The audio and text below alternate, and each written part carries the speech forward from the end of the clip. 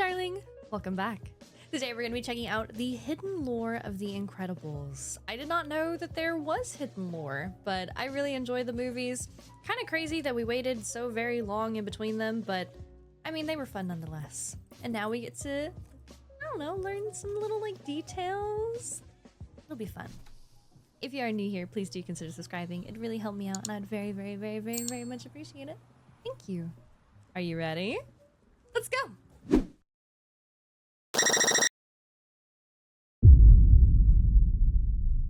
This video is sponsored by Manscaped. Stay tuned for more info. You know, if you've got Tubby Joe Schmo over there with a laser pointed at his head, and he might have to wait in line a little while. Why is this guy literally Homelander? A lot of people tend to call The Incredibles one of the darkest animated movies of all time. You guys are probably aware of all the video essays on YouTube about The Incredibles, right? The ones delving deep into why it's a subversive masterpiece and secretly one of the darkest animated movies ever made. Now these are all perfectly fine, well-constructed videos, I got no quarrel with them, but something that always confused me is how so many people these days treat The Incredibles being a way darker movie than they remembered as some sort of massive groundbreaking secret when it's like, no, like, dude, a guy throws himself off a building at the start of this movie. There's absolutely a ton of darker subtext and lore you can get from the movie. I was thinking because of like the robots being like the ones that hunted down the heroes and killed them. I wasn't sure where we were going for like the darker, but I do forget that there's just a bunch of death in this movie. So it's frankly incredible world building, but I think— Shut the f*** up. Get out of here. A lot of people tend to focus on all the stuff you can get on the surface level because they're now adults and can actually comprehend the dialogue and mature themes the film has always had, which is completely understandable. A lot of people still expect animated movies to be primarily focused on entertaining kids, and The Incredibles is one of the few animated movies they've watched that feels like it was also written with adults in mind. But yeah, The Incredibles has some dark stuff going on, and the scene that's always stuck with me since I was a kid is the scene where Mr. Incredible finds out about Operation Kronos, and we get a look at all of the superheroes that Syndrome had killed in order to train the Omnidroid. Not just because it's a fantastic scene in its own right, but also because we never actually see many of the other supers outside of The Incredibles and Frozone. In fact, it's only in the sequel that we finally get to see some other supers actually using their powers. We also never see much of what life was like in the superhero glory days before they were banned. Now, the obvious reason for all of this is that we don't necessarily need to see this stuff. The Incredibles has a very tight script, and that's one of its greatest strengths. But the lore-obsessed freak within me has always been interested in getting a glimpse of what everything was like in those days, and more importantly, actually knowing who these heroes were and what they were like. Little did I know that for the past 20 years I could have gotten this glimpse at any time I wanted. Recently I've been seeing discussions about and clips floating around from an incredibly important—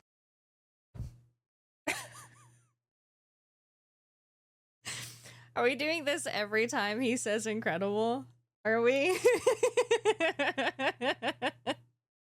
Alright, fine, whatever. Piece of The Incredibles lore that I genuinely had no idea about, and not many people seem to know much about it either. I'm of course talking about the National Supers Agency tapes that can be found in the extras menu for The Incredibles on DVD. What? See, okay, this is something that I miss. And I don't know if I just haven't watched movies recently that have like a bunch of extra stuff, but do you remember when you had like all of the bloopers and different stuff, especially animated movies that had animated bloopers and like all of the extras and stuff? I miss stuff like that. And I don't know, I guess I just don't buy like DVDs and shit anymore, but I feel like you just don't get all the cool shit, man. You know, back in my day, we had all these extras and we can watch all this extra content. I feel like they just don't do that anymore.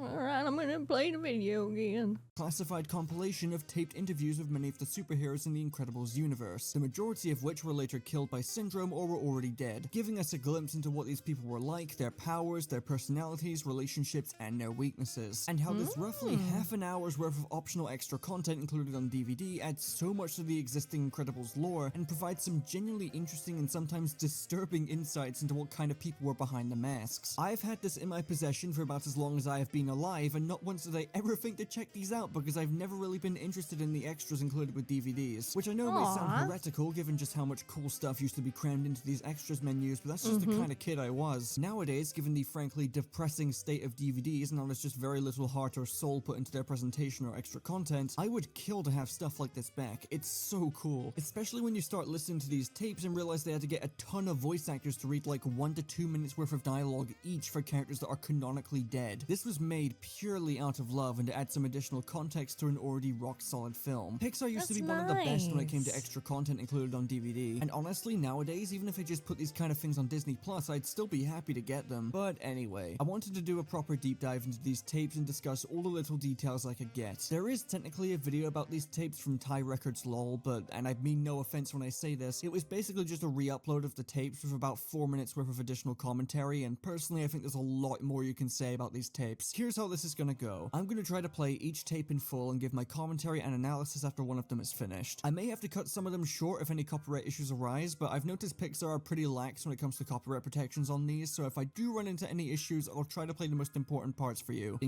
Knock on wood. Something made of wood. My desk is metal. In conjunction with the tapes, I will also be providing some lore drops from the Elastigirl prequel book set before the events of Incredibles 1 whenever necessary. This is also a handy piece of lore that not many people know about, and it's also a pretty fun read. I hope this is more of a chill video. This is very different compared to what I usually do on this channel, so please let me know if you enjoyed and found this interesting, and I'll see if I can make some more videos like this one going forward. But first, please allow me to fulfill a contractual obligation.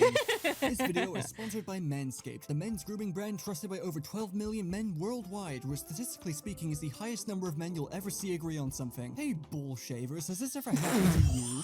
Well, no more. Meet the Lawnmower 5.0 Ultra Electric Body Trimmer in the sleek white hot colorway. Clean design, powerful tech, this thing is built for results. That's expensive, I shouldn't do that. It comes with 2 next-gen skin-safe blade heads.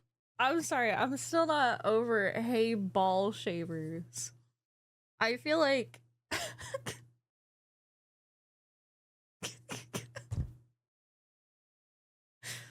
I feel like that's how I want to walk into a room and like greet my friends. Hey ball shavers, what's up? I'm back. It's 1 trimmer blade Great and to 1 see foil ya. blade, so you can quickly switch up your grooming style depending on the look you're going for. The trimmer is longer, wider, and can handle the thickest hair without resulting in a trip to the doctor, with the foil blade giving an ultra smooth and polished finish. 2 pro-level tools in one without breaking You should the open bank, stream and the with that. upgraded I'm LED so lights good. helps you see every angle, even in low light, with a new dual temperature setting. Wait, time to refilm the intro. It can't be hello darling anymore. Sorry guys. Complement all skin tones. Oh yeah, and it's got USB-C charging, a travel lock, RPM technology for top-notch performance. Oh yeah, and it's waterproof. Nice. Warranty on all powered devices. Does all that sound interesting? Oh, it better. Head over to manscaped.com and grab yours now. And when you use my promo code Cartoonshi, you'll get 15% off your entire order at checkout. Nice. That's 15% off with promo code Cartoonshi at Get the f out of the way, bitch. Ugh. There's the thingy. There it is. Okay. Manscaped.com. Thank you so much to Manscaped for the sponsor, and thank all of you for helping to support this channel. And welcome back. As said previously, each tape belongs to a specific hero, and the information provided on screen and through their voiceover will be discussed once the tape itself is finished playing. I've also broken this video up into chapters, so if there's a specific character here you're interested in hearing about, then feel free to skip along, though I do recommend you watch in full. Alright, let's begin.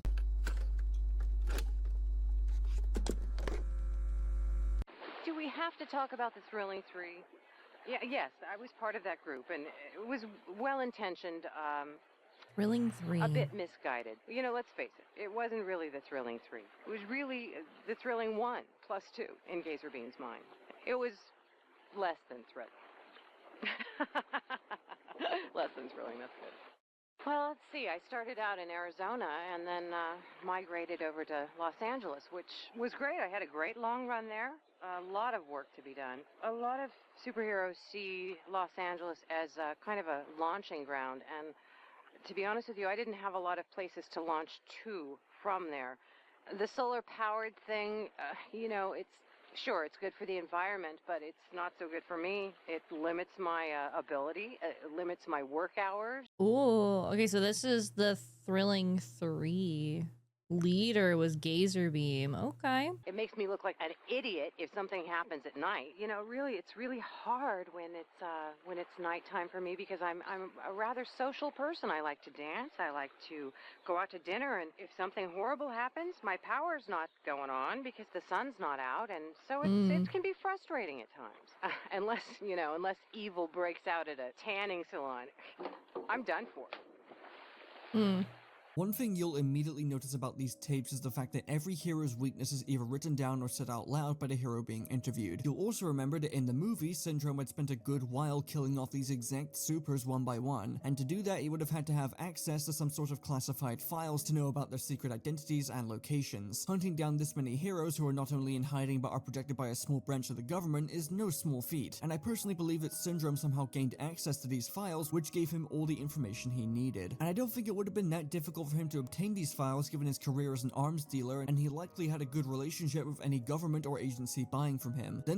This makes me think of, like, in the Superman movies, how the government wants to know, like, the weakness of Superman and stuff, right? Because it's like, oh, uncontrollable and this, that, and everything else. So basically, this government agency, or whatever we're gonna call them, right? They have notes on, like, their supers on how to deal with them if it gets, like, bad, and then all it takes is that information getting to someone who's going to use it badly, and now they're gone. So There's also the fact that Mirage does most of the scouting and spy work for him, as seen when she's tailing Bob and Lucius at the start of the movie, and when she successfully sneaks into Insuricare to spy on Bob and deliver the message to him when he's not looking. This would also be a good reason for why these tapes were even made or thrown into the DVD as a bonus, giving us a look at all of the files Syndrome had on supers in order to kill them off one by one and train the Omnidroid. As you likely saw and heard, Apogee gets her powers via solar panels, which, to be a bit of a nitpicking douche for a second, is very funny considering the golden age of supers likely took place in the 40s. Supers were likely banned in 1947, and commercially viable solar panels weren't really a thing until 1954. Hey, look, we're overthinking the Incredibles here. I can be a history nerd if I want to. And she makes it very clear that she's next to useless at night. It can be rightfully assumed that Syndrome took advantage of this by having the Omnidroid attack her either at night or in an enclosed space with no light source. We also learn that she was part of the superhero group called the Thrilling Three, that consisted of her, Gazerbeam, and the Phylange. We'll learn later on that superhero groups weren't that uncommon back in the day, but that they tended to fizzle out and disband due to friction between members, which may have added to the growing public resentment towards supers, given how the disbanding of these groups tarnished the national symbol of patriotism, which is something you probably don't want to do in a recently post-World War II America. Blazestone. I am very independent. I don't need helicopters. I don't need airplanes. I can heat the air underneath me and lift right up, and I don't have equipment. The flames come straight out of me. Oh my god, did you talk so fast? It sounds like Barry. What the f? I don't need helicopters. I don't need airplanes. I can heat the air underneath me and lift right up, and I don't have equipment. The flames come straight out of me. What a waste. Some superheroes have equipment, and I think that's just a waste. You have to maintain it all the time. Dude, this is a tier 3 fucking yapper. Good god. I just have my super suit, and that's about it. I like my independence. You know, the NSA knows that I'm very independent, and, you know, a team, you know, surrounding, you know, they do look after me, and which is good and everything. You know, they always have to keep an eye on me. I mean, I don't know why. I mean, I only light a couple of things on fire that I shouldn't light on fire. I mean, it's not my fault. I mean, it is very hard to, you know, keep everything under wraps. Sometimes my temper, you know, I can get a little bit hot-headed, but not much. I mean, when I think about things that kind of anger me just a little bit, you know, then boom, you know, the building lights on fire, and then next thing you know it, the hills light on fire, and Dude, he has to be speeding this up. This has to be sped up so he can fit the entire, like, tape in it or something, dude, I swear. okay, and then Frozone has to come along and you know, cool everything down, and then I have to be grateful and say, oh, thank you, Frozone, I really appreciate it, but, you know, he's really annoying. He thinks he's all that, and I do enjoy being independent. You know, they recognize that, and I love my powers, and, you know, I don't have to carry any equipment on me, and I really enjoy that. Could you say that again? Wait, what? Do you want me to say the whole thing again? I thought it was perfectly clear. You want me to go back again, the whole thing? I don't understand. Oh, I am so sorry. I know what the problem is. I keep on forgetting which dimension I'm in. Wait, which dimension am I in? Blazestone is very interesting, and before anyone Okay, no, she actually just fucking yaps that quick. What the f? Eminem shaking in his boots right now. You know, Eminem, be awfully quiet after this dropped. I'm gonna be so honest with you. Asks, no, she does not have any dimensional warping powers or anything of the sort. I've seen a few people online suggest that her comments about not knowing what dimension she's in after realizing she's talking too fast suggest that she travels through different dimensions, despite that not being one of her listed powers at all. She's just described as a pyrotechnic by the NSA, and if she did have powers of this magnitude, I believe they would have absolutely had it written down somewhere. So for all we know, she just has a habit of talking really fast. It's not a very exciting answer, but it is funny. As seen in the notes here, before she became a superhero, she was arrested in jail for some sort of crime that we're not told about, only to be recruited and rehabilitated by the National Supers Agency, who kept her on a tight leash while she performed hero work. Surprisingly, she used to be in a relationship with Frozone, but that doesn't really get elaborated on too much. And she even teamed up with Universal Man as a dynamic duo called... Wait, that reminds me, what's the couple in X-Men? Isn't there, wait, no. Was there a Fire and Ice couple in X-Men? No, it was Ice and Rogue, right? Scott and Jean? No, I was thinking isn't his name Johnny? Isn't Ice guy Johnny and something? I don't fucking remember now, dude. Gambit? No, it wasn't Gambit in the movie, bro. It was not Gambit in the movie. His name's Bobby. Yeah, the ice guy. Okay, frick. Yeah, because it was Bobby. It was Bobby and Rogue, and then like I don't remember. It's been so long since I watched those. I don't know anymore. No, Kitty is the one that can go through walls, right? So like Kitty was like his second choice or something. I don't remember. Like Days of Future Past, I think he was. Okay, we're gonna get off on a tangent. I'm sorry. I got my ships messed up. Hold on. Beta Force, who seemed to only operate during the night compared to most of the other heroes who operated at basically any time. However, she would defect from the NSA and fall on the wrong side of the law once again later on. This isn't explained in the NSA tapes, but is actually shown in the Elastigirl prequel book, where she organized a group of criminals together in order to steal a bunch of stuff and leave the city, only to be foiled by Elastigirl, Downburst, Mr. Incredible, Frozone, and even Universal Man. Sometime after Blazestone was released from jail, she was targeted by Syndrome, who likely took advantage of her weakness to water and cold temperatures. What are these names? My powers are atomic density manipulation, ability to reshape matter. Okay. Say you have a cut or a boo-boo on your arm.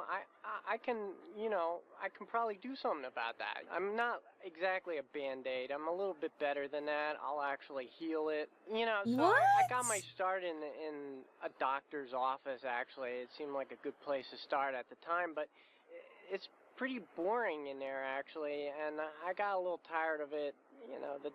The doctors, they didn't appreciate what I was doing as much anymore, and I wanted something a little sexier, than just cleaning up wounds. So I thought I would try this whole superhero thing, see how that went for me. Currently, I'm focusing in on trying to reshape different materials into bicycles. It's sort of a hobby. Okay. I'm starting to gain some acceptance within the superhero community. I've gone to conferences and stuff, and at first I started in the back of the room, just sort of as an onlooker. Now I have my own, I have a table. I get.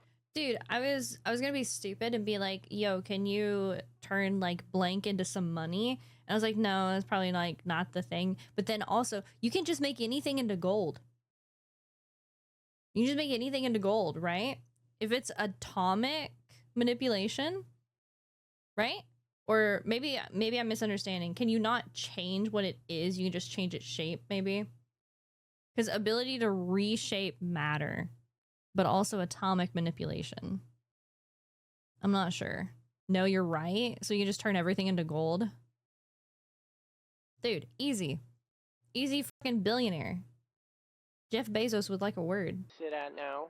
Some heroes talk to me. I especially if they want a bicycle. Downburst seems fairly chill, honestly. He doesn't seem like the strongest hero ever, but his atomic manipulation powers seem fairly neat. By the time this interview was recorded, it didn't seem like he got very far of making them super useful, given his healing capabilities were only limited to small wounds, which in all fairness does seem pretty handy in battle. The Elastigirl prequel book, however, did show that he had gotten more effective of healing, and his atom generation abilities also led to him creating the original Elasticycle for Elastigirl. A lot of Downburst's lore seems to be closely tied to Elastigirl, honestly. Despite not being the strongest hero ever, he shockingly did manage to beat the second version of the Omnidroid, which a lot of people look over because the Kronos Unveiled scene in The Incredibles cuts away on the second version killing Blazestone, and then cuts back to Downburst being killed by the third version. Downburst doesn't seem to have any real serious weaknesses listed on here, so it's likely the Omnidroid just beat him through sheer brute force after learning all his moves in the first fight. Also, as a side note, can we talk about just how incredible the voice acting is in these tapes? Stop. Stop doing that, bro. Without exaggeration, this is some of the most natural and realistic sounding voice work I've ever heard. It really does feel like these characters are having casual, down-to-earth conversations, and it really sells how interesting these are to listen to, and also how kinda eerie this all is when you really think about it. 90% of these people are dead, and the realistic voice acting really sells that these were all real people with their own lives. These aren't just one-off cartoon characters created for the express purpose of being killed off screen. A lot of thought was put into all of their powers, designs, and personalities. It makes Syndrome superhero genocide feels so much more tragic, and listening to these classified government recordings of them in their prime is oddly creepy. Dynaguy? Being a superhero, one of the first things you gotta do is figure out what you want the people to call you. You know, I started out, well, let's go with the power, but you know, forehead ray disintegration guy, that was too long. I couldn't do that every time I went out to save someone. You know, walk up to a supervillain, it's like, oh, stop, it's forehead ray disintegration man, and by then he's already turned tail and run. So one day I'm having lunch in a local diner, and I'm really desperate. I haven't thought of a name yet, so I'm just looking around. It's like Forkman didn't work. How about... Wait, it says died in action. Suit malfunction? Was this one of the heroes that had a cape, and why Edna turned into no capes? Mayhaps? Spoon Dude, banana cream pie throwing man, black and white TV guy, menu mensch. Oh, that didn't work. The napkin dispenser guy. Oh my god. I didn't really want that name, but I see the placemat. You know, it's Ralph's Diner, and thinking maybe Diner Guy, but no, like if my name's Diner Guy, it's like I'm only protecting the diner. When people come in, I defend the diner, and I didn't want to restrict myself to that. Keep thinking Dynaguy, it actually fit together. I thought it had a good ring to it. So we started saying... I really like that I got hung up on like his name, and that's what the entire fucking tape is about. That's funny to me. Saying it to myself, it was like dynamite and dynamo and dynamic and dinosaur. They all sort of meant big and powerful, and I just think all those words, they really sounded dynamic, which you put them together and you get me. Aww. Dynaguy is the first hero we listened to who was already long dead by the time supers were banned in the first movie, being one of the many victims of cape-related suit malfunctions. Dynaguy, he had a great look. Oh, the cape and the boots. No capes. There isn't a whole lot we can get from Dynaguy other than he shot disintegration rays from his forehead, and he was the original member of the Thrilling Three, only to be replaced by Gazerbeam after he died. It's also written down that the NSA managed to recover his ion propulsion gauntlets and considered reassigning them to another hero after his death. Oh. Elastigirl.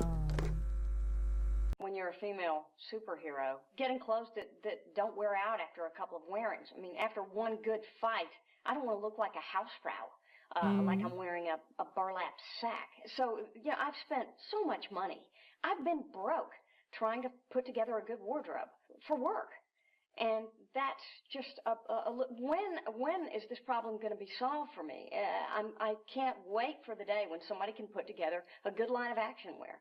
You know, action wear that will be form-fitting, that will recover after a couple of good days of work, that can really function and has style. Okay, look. If I do a couple of good moves, hold on. If I do a couple of moves like, I'm sorry. Well, if I do a couple of moves like this.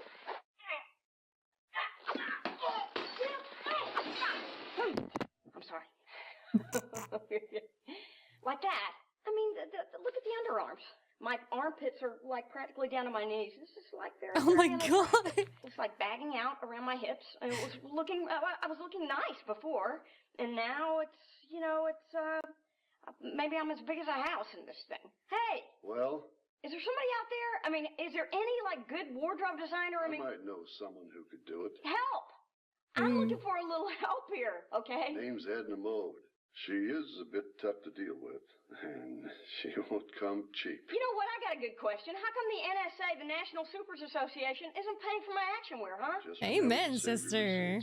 I don't think you guys want me playing for any other team, do you? Even though we're all very familiar with Elastigirl by this point, there's still some cool points of interest here. She was offered to lead a new superhero team called Heroes Incorporated and denied the offer, and was often romantically pursued by a lot of supers and kept shooting them down, preferring her freedom and independence. This further adds to the juxtaposition shown with her and Mr. Incredible during the opening interview of The Incredibles, how Bob wants to settle down and raise a family, whereas Helen is still constantly thinking about hero work, and how once they got married and raised a family together, they completely swapped priorities. This interview also marks the first time Elastigirl is taught about Edna Mode, sparking their partnership and leading to the creation of her classic suit we're all familiar with. Towards the end of the interview, she gets a bit feisty of the NSA about how they aren't paying for her damaged super suits, which are costing her hundreds, potentially thousands of dollars to replace, even making what sounds like a small threat to play for a different team if this isn't sorted out for her. There's a couple of conclusions you can reach with a statement like this, but given the time period, and stay with me here, she's probably referring to the USSR. We've already seen with the disbanding of the Thrilling Three that superheroes and superhero groups were closely tied to the image of American patriotism, and given the Cold War technically commenced in the mid-1940s and before supers were banned, that gives this little threat a lot more weight. Now, I don't think Elastigirl was genuinely going to team up with the USSR if her suits weren't paid for, but I do think she was being cheeky and tried to light a fire under the NSA's ass so she wasn't forced to pay for suits that couldn't withstand her powers.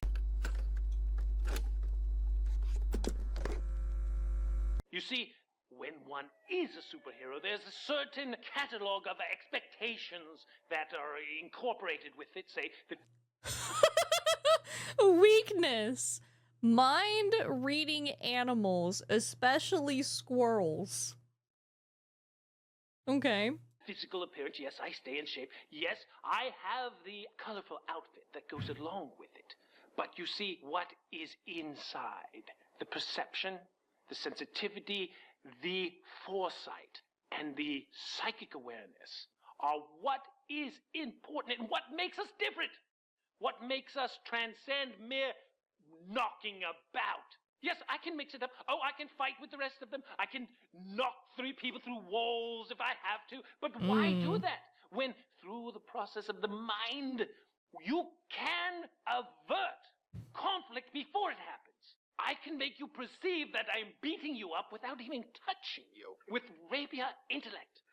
Quite frankly, there are a lot of things that come along with being a superhero, the whacking, the battering, that I find quite unpleasant. And frankly, it's the germs. Also, dude, his voice, like he mentioned that the voice acting is really good. I like this. They're everywhere, and they're so small, and saliva and blood and bits of bone and tooth. There's a lot of supervillains, and frankly, they're not clean people.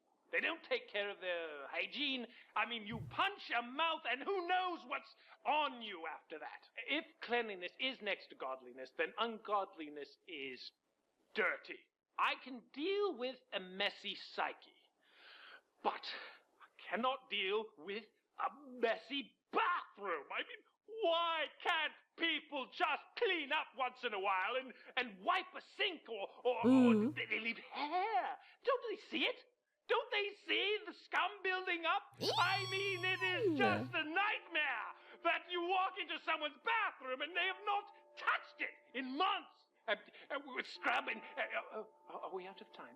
Everseer has a funny voice and I like him, being part of one of the few successful superhero groups in this universe, the Phantasmics. Something I've noticed of a decent number of heroes in these tapes is that some of them really aren't that strong. Downburst and Everseer seem to fill more supportive roles than actually engaging in the crime fighting themselves, with Everseer specifically relying on telepathy to avoid unnecessary violence and to reorganize the Phantasmics and coordinate an attack. I can't imagine he fared very well against the Omnidroid. Definitely wouldn't have lasted long, especially since he was facing it alone without the rest of his team. I also greatly doubt that Syndrome was able to capitalize on its weakness because I mean, read this for a sec. It's very likely Everseer died quickly. An interesting but non-canon tidbit here is that there was a line of Incredibles comics by Boom Studios that I also had no idea existed until recently, and before the comics were cancelled and the canonicity was thrown up in the air thanks to Incredibles 2, Everseer foresaw his death at the hands of the Omnidroid years before it actually happened, and that when he was killed, his brain was preserved and was used by the main villain Zarek. That's about the extent of my knowledge regarding these comics, and what happens after this isn't known due to the comics cancellation, but I thought this was an interesting bit of trivia to add. Frozone! I've had some mishaps as Frozone, but generally I've learned how to take, lemons and make lemonade, And I've been able to do some things for people that, possibly would have turned out quite badly had I not been there. I've gone on vacations with friends of mine who were looking forward to a great ski vacation, and we got there, snow was melting. Hey, I was able to go out and make that happen. I'm like the human Zamboni. Aww. One day, I must have been, I don't know, maybe 1.5, 2 years old, and I had a glass of Kool-Aid, and I really wanted a popsicle. And in my mind, I was thinking, popsicle, next thing I know, Kool-Aid was frozen in the glass. I was like licking it, and from that point on, anytime I wanted to freeze something, I just thought about it being frozen, and it was frozen. I was elated. I'm a superhero because that's who I am, If it was possible, I would love to just tell the world who I am and let them know. But then I'd have no privacy. Dude, these, they feel like people. Is that silly to say? Like, they actually feel like people. There'd be, babes lined up around my house. There'd be guys calling every day, trying to ask for a super favor. You know how that is. Aside from getting a recounting of the time Frozone discovered his powers, there's also an important detail here of his listed weaknesses: heat and low humidity environments. Now, no shit, right? Obviously that's Frozone's weakness. He even says as much in the movie. You can't run out of ice! I thought you could use the water in the air! There is no water in this air! And it would probably be pretty obvious to figure out that if you're going up against an ice-based superhero, that their weakness would probably be heat-related. However, the fact these are on the NSA files, and we've already established it's very likely Syndrome had these files, it adds more weight to the idea that the first Omnidroid fought by Mr. Incredible was not originally meant for him, but was instead meant for Frozone. Think about it, the first time we meet Mirage, she's specifically tailing Frozone and doesn't realize Mr. Incredible is with him until they save people from a burning building, where she tells whoever she's on the phone to switch targets to Mr. Incredible given Syndrome's obsession with him. It's likely they didn't have the time to change the Omnidroid to accommodate for Mr. Incredible's strengths and weaknesses, which explains why the Omnidroid chases Mr. Incredible down to the lava, as that was the plan for Frozone. It would render his powers completely obsolete due to the extreme heat. Then there's also the fact that this Omnidroid's eyes are blue instead of the red that it has later on, and the fact Syndrome already had Frozone's location written down, and it all starts to click together. Oh, so things could have gone very differently. I read that as grandma. I read that. I put that grandma. It's Grandma Jack. Grandma. There's always going to be a lot of collateral damage. There's lots of villains, and there's lots of villainous deeds going on at any given time. Part of my job is to prioritize which villains I'm going to combat. So I take a look around, I see if there's any good-looking women who need to be rescued immediately, and then I sort of start from there and work my way. Yo, pretty privilege, man. Pretty privilege. Down the list. If you've got Tubby Joe Schmo over there with a laser pointed at his head, and he might have to wait in line a little while. Yeah, I've fought my fair share of villains, and they all have their own unique challenges. You know, they got their zombie monkeys and their giant laser robots and their super aquatic ninja pygmies. But I tell you, once in a while, the real kicker is I get these dames, man, these dame villains, and they got the curves and the hair and the big eyes, and boy, those ones they're really, really hard to kill.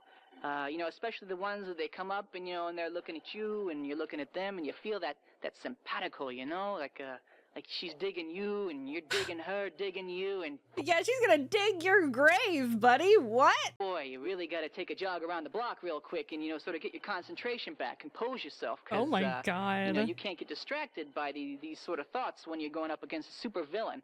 That's one of the hard parts of the jobs, you know, when you come across a dame who's really something to look at. And You know, it's really hard, man, fighting all these criminals, you know? It's the hot ones.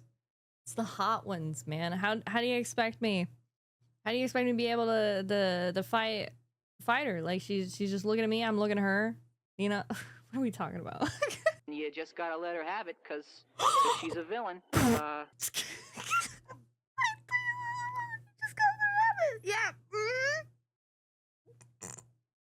Yeah, you just gotta let her have it.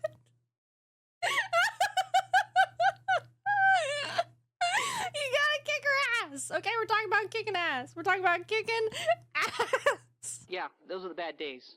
Holy God, a Gamma Jack is a piece of work, alright? This was the tape that convinced me to make this video in the first place. It's probably the most known about and discussed tape in the bunch due to how obscenely out of pocket this guy is. Firstly, let's talk about Jack's powers real quick. Controlled radiation bursts. Okay. From focused burns to complete disintegration. I really want to know how Jack even died to the second Omnidroid he fought, because he is incredibly overpowered and, given his personality, super dangerous. He can either choose to shoot you with a cancer ray or just straight up toss a nuke at you. Why would you even be a criminal in Metroville when this guy is running around? And what makes his powers more terrifying is just the kind of person Jack is. Not only does he sound like a chronic narcissist, but he's also just a bad person in general, choosing to prioritize women he finds most attractive in a dangerous scenario and then working down the list, looking down at anyone he finds unattractive and saving them last. The NSA files also describe him as a super supremacist, believing that supers are a superior race, and that he's frequently prone to tyrannical and megalomaniacal impulses.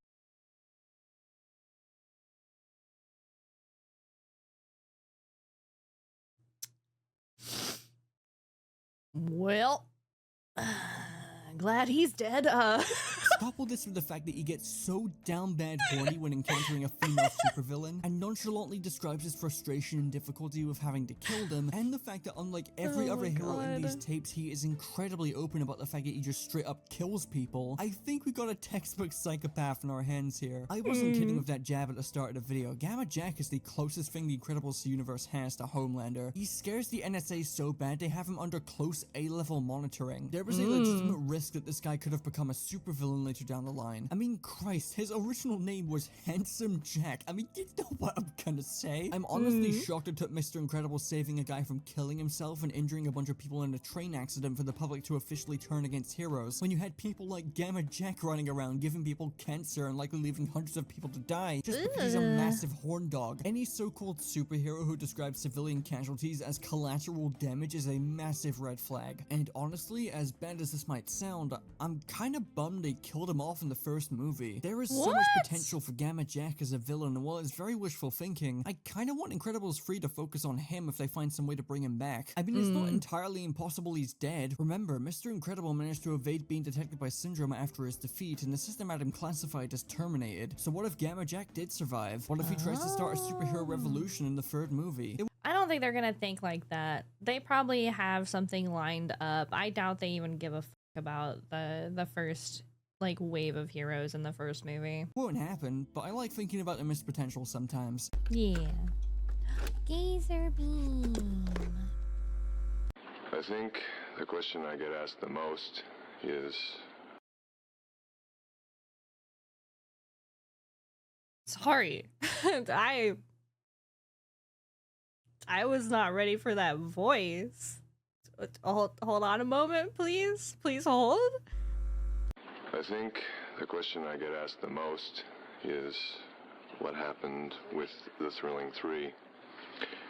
was working fine for me. That I have no problem working in groups. I think we were very successful. I think at times we may have been among the best, but a team is just that, a team. And then any time you take individuals and you put them in a contained environment, they tend to react. Oh my god. You know what I'm thinking of? I'm thinking of the fucking voice from Law and Order. I'm thinking of the voice, the narrator for Law and Order. Do you hear it? Do you hear the similarity? Individuals, and you put them in a contained environment, they tend to react. I don't know the thing. I don't know how it goes. But it's these are their stories. Like oil and water sometimes, or peanut butter and chocolate. Someone just asked why his intelligence is low. Motherfucker just said some people are like peanut butter and chocolate, meaning that they don't mix together. What? Although peanut butter and chocolate does taste good together, so that's actually a bad example. Okay. Okay. I take it back. I take it back. I quite enjoy that. I think the thing I get asked about the most, of course, is my laser vision.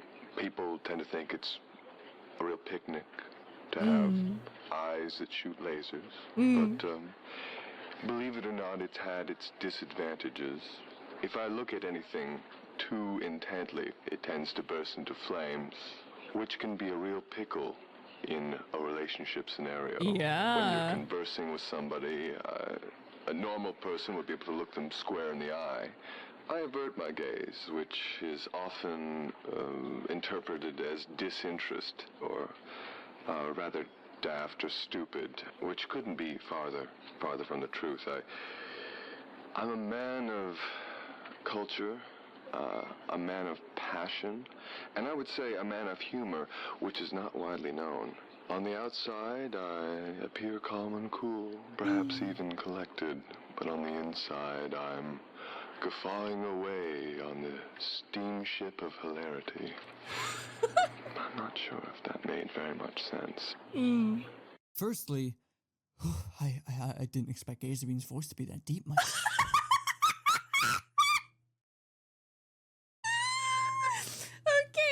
I feel so validated. Thank you. Goodness. And secondly, yeah, Gazerbeam's kinda dull. He seems like a super Yo! You take that back right now. Oh my god. Nice guy and everything, but the NSA writing down that he has no sense of humor is probably the funniest thing in these tapes. It's interesting to hear him talk about the Thrilling Free in comparison to Apogee, though. Apogee seemed to be very frustrated with the fact Gazerbeam seemed to take the spotlight after he replaced Dynaguy, and how they weren't much of a team at all after Dynaguy died. You throw in the fact that Apogee's powers made her useless during the night, and the possibility that the Phylange was losing his powers over time, and it becomes clear they just didn't work well together, and it led to the team disbanding. Gazerbeam, on the other hand, was completely unaware anything was wrong. Not due to ego or denial or anything, but because he just isn't great with people. This can also be seen in the file for the Phantasmic, since Gazerbeam actually used to be a member of the team, but left due to him and Everseer not seeing eye to eye. I find all of these details about his character fascinating, especially because in the movie, we don't really know much about Gazerbeam other than he used to be friends with Bob, advocated for the restored legality of superheroes after they were outlawed, and was probably the most important player in Syndrome's downfall when he carved a password to the computer in the wall. Honestly, the more I learn about Gazerbeam, the more upset I get about his death. Incredibles 2 had a deleted memorial service scene for him that also provided a decent backstory for him, how he was encouraged to be a superhero by Mr. Incredible, Frozone, and Gamma Jack, what the f*** you hang around him for? And how he really struggled to integrate back into civilian life, given he was already a societal outcast and struggled with fitting in. It makes his death specifically pretty heartbreaking.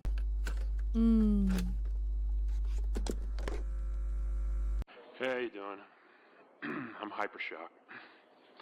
So I have seismic wave generation, which is the ability to create earthquake-like disruptions in the ground to stop the bad guys with my dual seismic amplification hammers on one on each hand. No, I did not buy them at the hardware store, haha.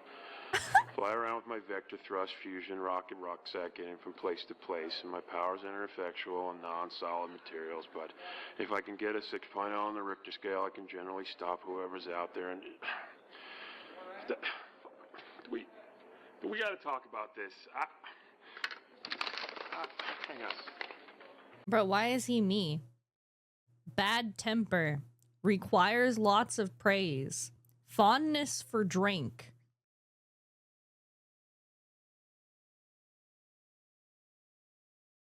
Who allowed this? Why are they just ripping off my personality? What the Hey, Irv. Hey.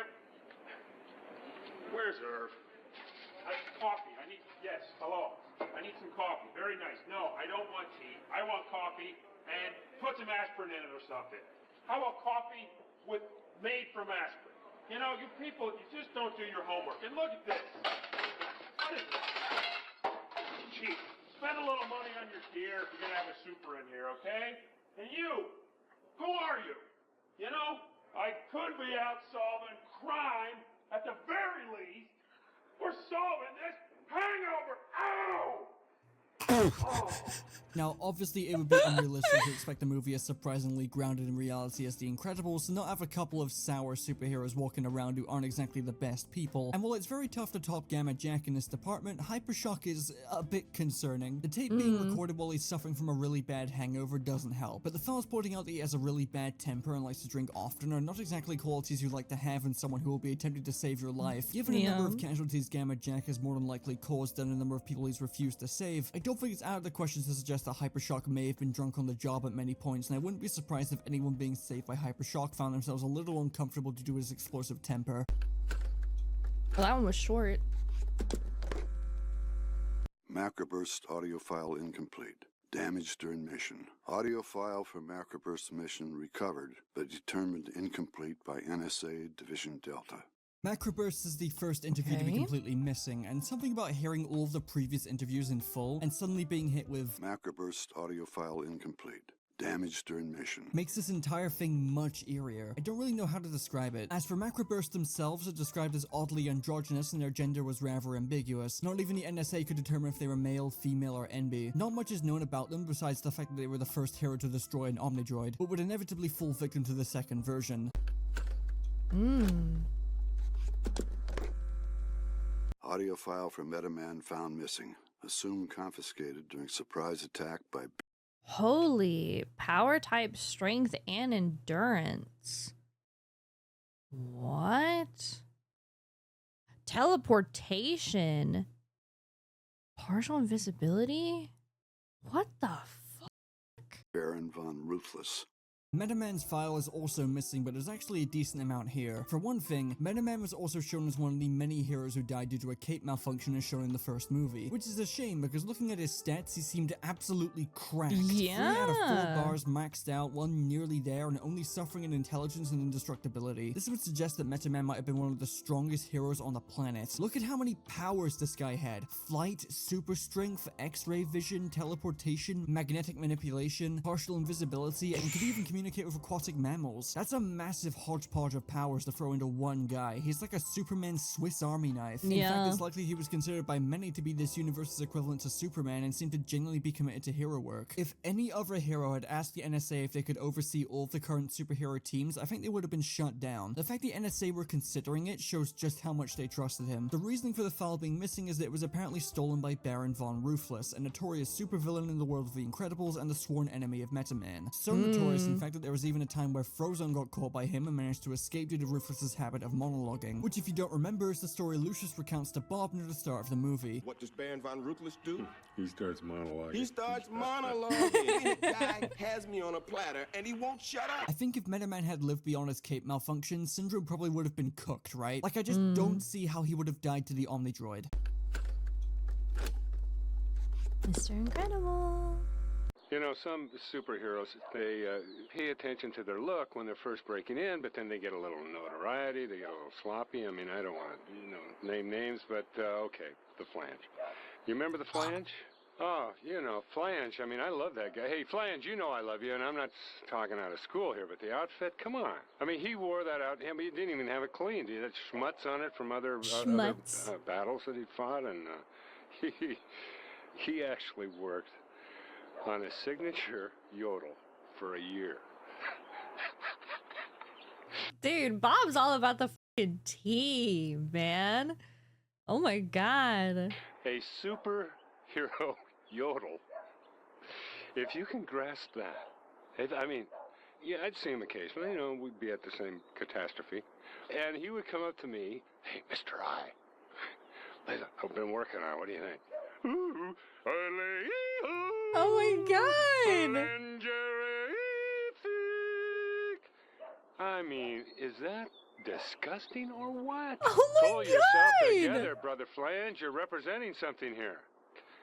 It was embarrassing. It was a waste of time. And quite frankly, it was denigrating to the profession. Kids cannot look up to a yodeler. What I find most interesting about Mr. Incredible's file here is not just the acknowledgement from the NSA that he was extremely possessive over the Incredible, something that would become way more obvious in Incredibles 2 when he found out it was being sold at an auction. They said it was...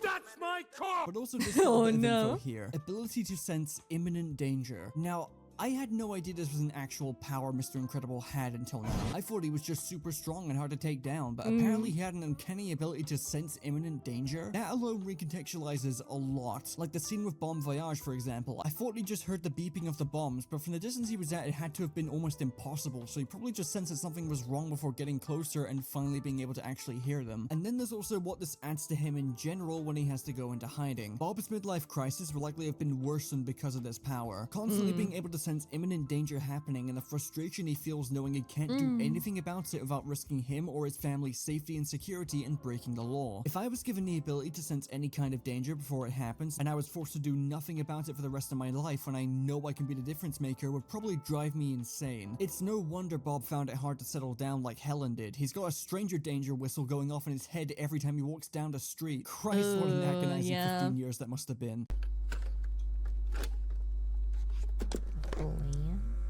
I'll be happy to answer any questions you have. I just, you know, it's kind of off day for me. I blew out the pipes. I was trying to seal off this thing that came out of the water. You know, the villains, they always got those bases and stuff. So the funny thing is I blow out my pipes by blowing out the pipes. You know what I'm saying? It's a little joke, you know, the play on words. Yeah, well, you know. Discovered power while selling peanuts at ballparks. Well, the Thrilling 3, what can I say? That was a good idea. I mean, I'm not sure I really know what happened. You know, people blame me and they say there were these, you know, conflicts. Excuse me. A little dry, but you know, I don't know what they're talking about. I mean, you know, Gazerbeam and I got along fine. Excuse me, I'm having a little trouble. Dude, that's kind of sad.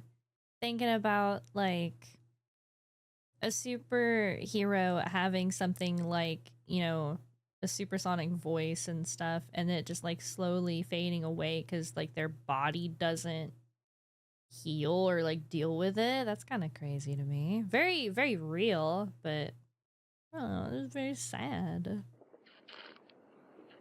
Makes me sad. You know, it was a democratic situation. You know, it was good. I don't know what people are saying. Excuse me. Dude, it sounds like he's not gonna be able to talk at all. I like Gazerbeam. He was a good guy. Excuse me. Oh, it's getting worse. It's just getting worse and worse. The Phylange was one of the more unpopular superheroes with the public, struggling a lot with the fact that he was never embraced by them and desperately wanting to. Despite this, he was still a part of the Thrilling 3 with Apogee and Gazerbeam, but would eventually leave thinking Gazerbeam was the only one of them actually doing anything and them all not really working well as a team. And he wasn't exactly wrong about that given Apogee was rendered useless by nightfall, and Phylange's voice was regularly getting blown out due to his powers and him being hit with laryngitis, which made him pretty much useless at every time of day. Gazerbeam was the only one of them who could consistently fight crime at every hour of the day, and I think Apogee and Phylange both resented that in a way, unaffectionately calling the group Gazerbeam's gang before disbanding it. Phylange would later die to the second version of the Omnidroid, either due to his damaged vocal cords or from Syndrome capitalizing on his weakness to sonic feedback. That one's sad. Audio file for Plasmabolt erased inadvertently due to Plasmabolt's electromagnetic aura. Scheduled to re-record. Despite Plasmabolt's file being missing and me not really having much to say about her because of that, it's worth mentioning that she is one of the only heroes featured on these tapes, heroes who died by cape malfunctions notwithstanding, to have not been confirmed dead. This is a tricky one because it's very possible she was also targeted and killed by Syndrome, but when Mr. Incredible is searching through the files, she never once shows up as being terminated. It's worth mentioning that there are multiple cuts in this scene, either to show Bob's reactions to finding out many of his friends and fellow supers have been killed while the computer is still showing him off screen, or to cut back to Helen and Edna. It's very possible that Plasmabolt could have shown up on the computer off screen, but nothing has been confirmed. It certainly makes more sense for her to be dead in my eyes, since she would have been the only surviving member of the Phantasmics, but the possibility of her survival is still there. Okay. So in high school, that's when I realized I had the ability to possess other people, to send psychic waves to other people to get them to do things that I really wanted them to do. Whoa. Okay. Temporary mental paralysis. 30 seconds? Ability to possess another's body? Oh, this is, oh god, what's the blonde's name from Naruto? Who's the blonde from Ino? This is same kind of thing, right? Tsunade. No, not Tsunade. Naruto. Yeah, the blonde girl from Naruto. Naruto. Yeah. I had a crush on the quarterback of the football team, who was also my best friend's boyfriend. I psych-waved him into asking me to the homecoming dance and breaking up with Shelly.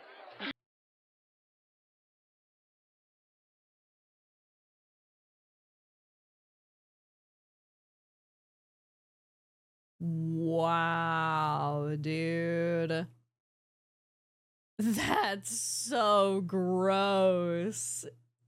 Ew.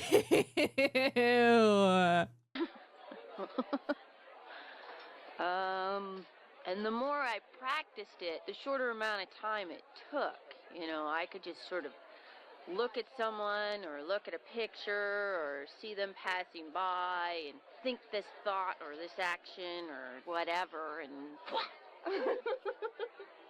ew. It would just happen.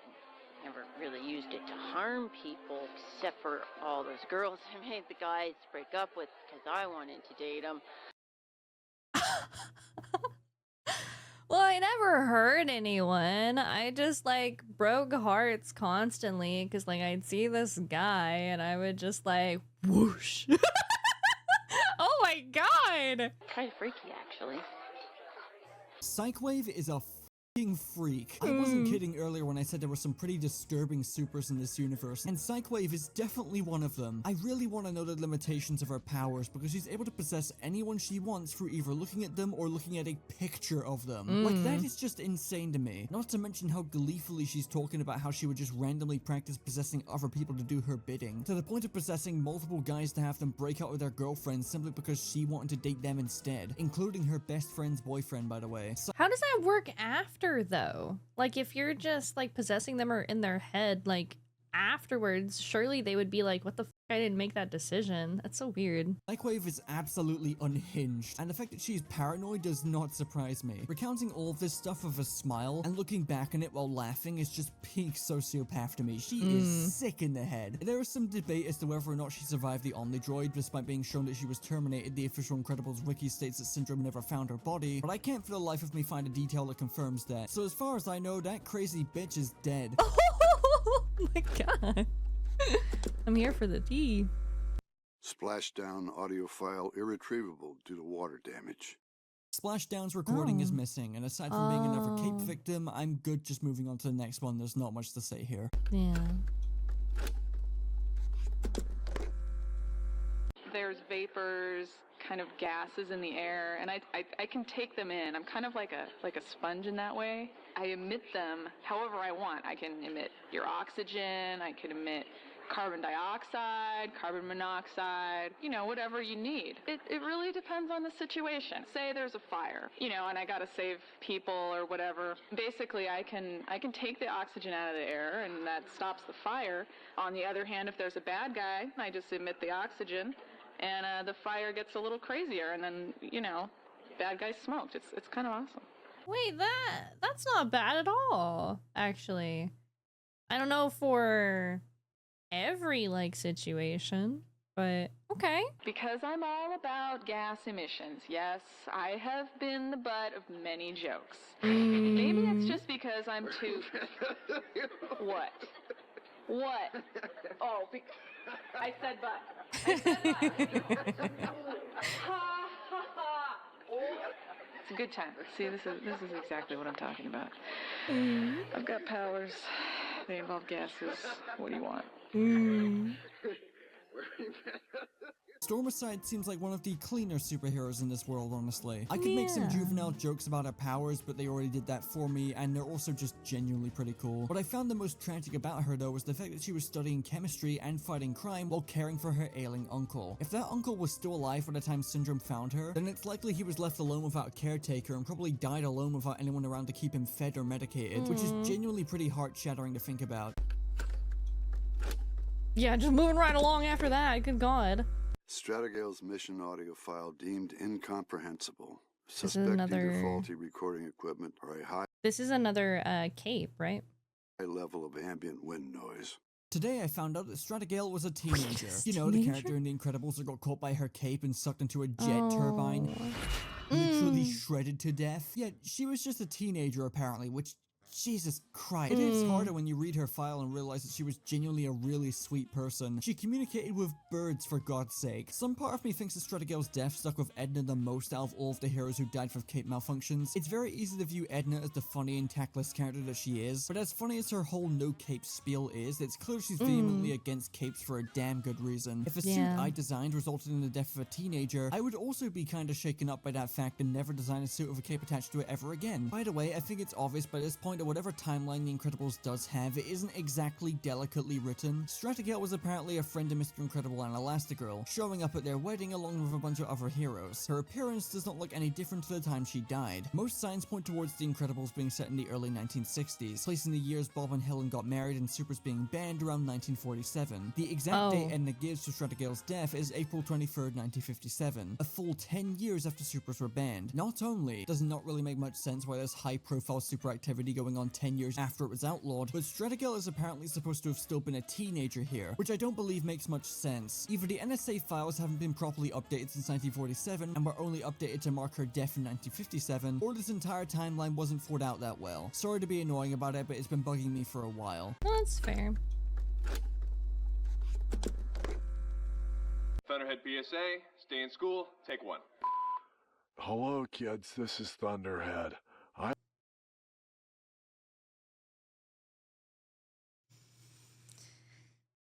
Thunderhead, did you have a brownie before this recording? Thunderhead, did you... did you... Are you feeling good right now, Thunderhead? I wasn't always a superhero, but now I am. And I didn't graduate. I thought I was trying to tell them to graduate, wasn't I? Hello, kids, this is Thunderhead. Please stay in school, otherwise you'll wind up like me. Okay, alright. This is not going very well, Thunder. That's not right. Nope. I don't know where I'm going with this. You told me there was going to be a script or something. Well, I don't read. But you were gonna tell me what to say in through the headphones, and you're not telling me anything except go again. Hello, kids, this is Thunderhead. I didn't like school much, but maybe you will. Oh no. Because you probably won't have the same teachers I had. Oh my god. That's not so good. Just aim high and Thunderhead believes in you. Thank you. Thunderhead's interview might be the saddest of the bunch. Edna described him as a really nice guy in the movie, but this tape really sells that for me. I get the impression Thunderhead isn't just dim, but might be mentally impaired in some way. He didn't graduate high school either, and his comment about his teachers gives the impression he may not have had the most respectful or accommodating upbringing. He also clearly struggles with the directions being given to him for the stay-in-school PSA's recording, and it just makes me feel really bad for the guy. He also adopted 5 kids of his own that he raised alongside his roommates, only referred to as Scott. Oh, I didn't even read that part. I was too busy listening. What? Oh. Make a comment about how it can be easily inferred from this that he's probably gay, but I can't really say for sure. Still though, the fact he died in action and left 5 kids to be raised by his roommate and no one else is just really sad, honestly. I forgot how many, like, died from their capes, honestly. Most superheroes have the alter ego so they can have the so-called normal life. Me, I choose not to. I don't see why I get so much Arnold? flack for not having an alter ego. I mean, it's supposed to be a secret. No one's supposed to know. So what's the point? So if I take a girl on a date, I'm wearing the costume, sure. They like to bask in the awe of Universal Man. But then we're alone, you know, with the candlelight music and the pericomo and the fragrant oils and things of this nature. Then they come to me and they say, oh, Universal Man, maybe you take off the mask. Maybe we can see who's underneath. There's no one underneath. They would be horrified if I asked them to take off their face. This is what Universal Man wears. This is me. Other than being indestructible because of my high density, I am just like you. And that's when the breakup starts, with the late-night recriminations and the slamming of the doors and the shattering bottles and the things of this nature and the redistribution of the assets and the it's not me, it's you, it's not you, it's me. But in Universal Man's experience, it's always you. Universal Man is just really funny to listen to. He's incredibly unstable, but I don't get the same level of disgust I get from hearing him speak like I do with Gamma Jack and Psycwave. I'd say he's far more redeemable at least. It's clear he has incredibly low self-esteem, being one of the few superheroes to not have a secret identity whatsoever. What I want to know is how the hell he died to the first Omnidroid. He was the first superhero targeted by Syndrome and the very first hero to die to the Omnidroid, despite his powers being absolutely cracked. He may not be the strongest hero ever, but he's nigh on indestructible and can increase his molecular density to make him even tougher to take down and even stronger to boot. Not to mention he can alter his personal density all the way to the level of a literal black hole, and if he did this, the entire world would just end. By all accounts, he should be one of the few characters in this world who is practically invincible, and yet he still died to the first Omnidroid. Fucking how? I get that he's clearly not intelligent, being like a couple points above Thunderhead in that regard, but he had to have been caught off guard and killed immediately, right? I just can't imagine a scenario where he could see the very first Omnidroid coming and still die somehow. Sorry, Universal Man, your powers are cool and your voice is funny, but you are the biggest fraud in this universe by a long shot. I think in some cases, you just kind of be lazy. Does that make sense? Like, the whole story was that they were all supposed to be dead. I don't know. You make the trade-off and that you make them weaker, or you just say that they died. Like, you kind of can't, because they have to be dead, right? The story is that they're dead. So you either just say that they died, and that's like the lazy, or you adjust like the powers or like whatever, and you try to make it make sense, and maybe they just don't care enough. And those were all the tapes available on the Incredibles DVD. I hope this was an informative and interesting watch. I certainly found myself in awe at how much detail was put into these despite them being completely optional content. There's still a lot about the Incredibles lore I haven't fully tapped into yet, like the Elastigirl prequel book and the now non-canon comic books. There's so much Incredibles media out there that I just had no idea about, and I'm very eager to learn more and put some pieces together. Who knows, one day I might make the bizarre lore of the Incredibles before Chupo does. No offense, Chupo. Cartoonshi? I know where you live. Oh. Anyway, thanks for watching. That's the end of the video. Play Yakuza or something. Not again. Not more Yakuza. Yay! Clappy! Clappy, clappy, clappy, clappy! Yay! Well, that was was something. That was interesting to say the fucking least. All right.